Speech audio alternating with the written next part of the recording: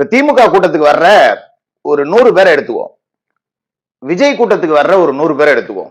இந்த விஜய் அவர்களோட கூட்டத்துக்கு வர்ற 100 பேத்துல குறைஞ்சபட்சம் 90 பேருக்கு மேல ஒரு டிகிரி முடிச்சவனா இருப்பான். நீ திமுக கூட்டணியில தேர்னின்னு வச்சுக்கீங்க, பார் வச்சு நடத்துறவன், எங்கேயாவது பஞ்சாயத்து பண்றவன், கடப்பாக்கள் திருடுறவன், பொரோட்டாவுக்கு பாக்ஸிங் போடுறவன், இந்த மாதிரி நம்ம அண்ணா பல்கலைக்கழக ஊப்பி ஒருத்தர் இருந்தானே அவன மாதிரி பெண்களை துரத்திட்டு அலையிறவன், இப்படிதான் ஒரு 80% பேர் இருப்பானுங்க. மீதி ஒரு 20% பேர் வேணா படித்தவர்களா பார்க்கலாம். இவர்கள்லாம் தற்கூரி அப்படின்னு சொல்லிட்டு விஜய் அவர்களோட கூட்டத்தை பார்த்து கேட்கிறாங்க அப்படிங்கிறது எவ்வளவு ஆகச்சிறந்த கேவலம். உங்களோட ஆட்சியில அவ்வளவு கேவலமா கல்வி முறை இருக்கா?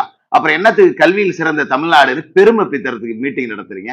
படிச்சோம், ஒண்ணு படிச்சவன் பத்தியம் வச்சு பாத்துக்கலாம், படிச்சா உனக்கு அறிவு இல்லை அப்படின்னா உன்னோட கல்வி தரம் சரியில்லை அப்படின்னு அர்த்தம். அப்ப கல்வியில் சிறந்த தமிழ்நாடுன்னு நீ பெருமை பித்திக்கிட்டல, அந்த தமிழ்நாடு கல்வியில் சிறந்த தமிழ்நாடா மாறினது இவனுங்களை மாதிரியான நபர்கள் படிச்சதாலதான்.